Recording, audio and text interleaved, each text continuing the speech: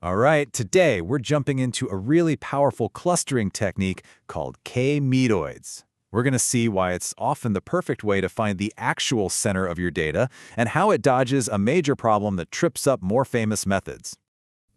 Whenever you hear people talk about grouping data, there's usually one algorithm that just hogs the spotlight. It's the default, the one everybody learns first. But here's the thing. What if that go-to method has a serious blind spot? What if it's easily fooled by data that isn't perfectly neat and tidy? That's exactly the question we're going to tackle. Okay, so the big name algorithm we're talking about? Yeah, it's K-means.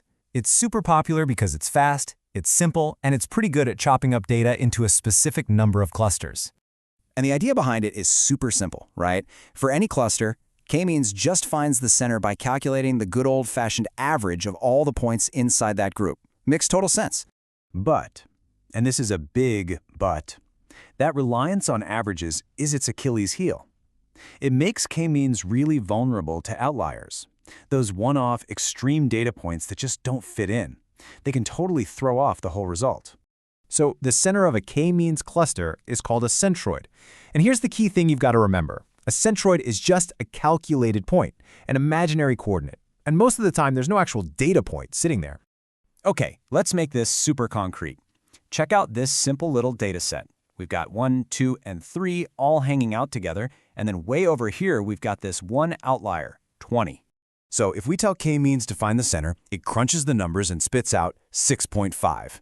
Now hold on, does 6.5 really make sense here? I mean, look at it. It's nowhere near the real cluster of data at 1, 2, and 3, and it's not close to 20 either. It's just floating out there in no man's land, completely skewed by that one weird point.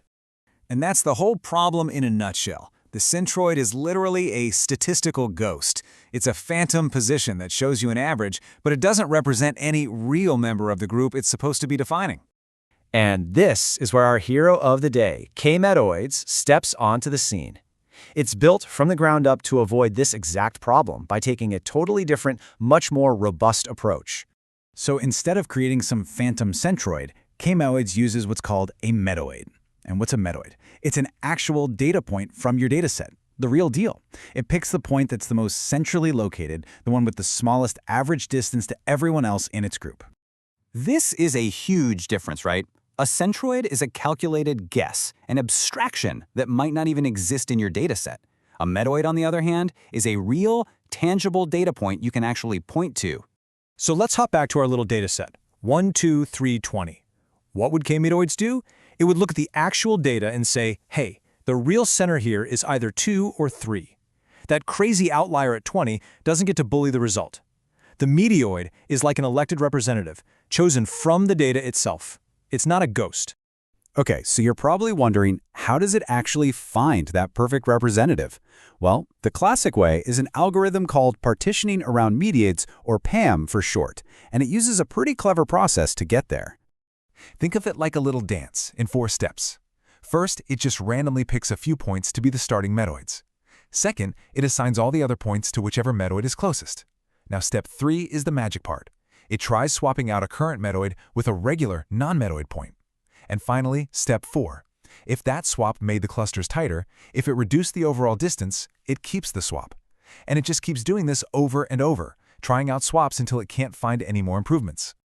So, because K Medoids is so much tougher against outliers, it's super useful in the real world.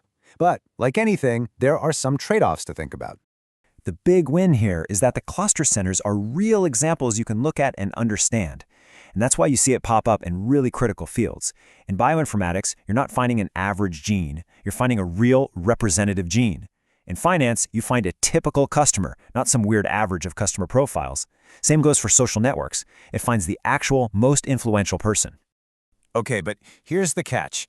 All that swapping and checking, it takes time. The classic PAM algorithm is just, well, it's slower than K-means.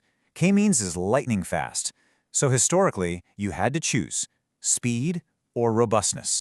But, and this is a really important but, that whole "it's too slow" argument is kind of old news.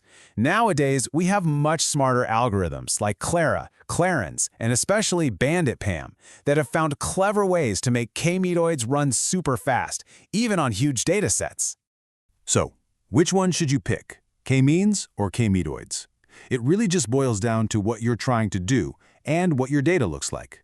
Let's lay it all out. All right, here's the final showdown, your cheat sheet. K-means, it uses a calculated center, the centroid. It's super sensitive to outliers. It's usually stuck with one kind of distance calculation, but man is it fast. K Medoids, it uses a real data point, the medoid. It's super tough against outliers. It can handle pretty much any distance metric you throw at it, but yeah, the classic version is a bit slower. So the real question is, do you need raw speed, or do you need robustness and a result you can actually point to? And that really brings us to the final, core question, doesn't it? When you're trying to find the true heart of your data, especially when it's messy, are you going to trust a statistical ghost, a calculated guess that might not even be real? Or are you going to trust an actual example, a true representative from the group? I think when you put it that way, the choice becomes pretty clear.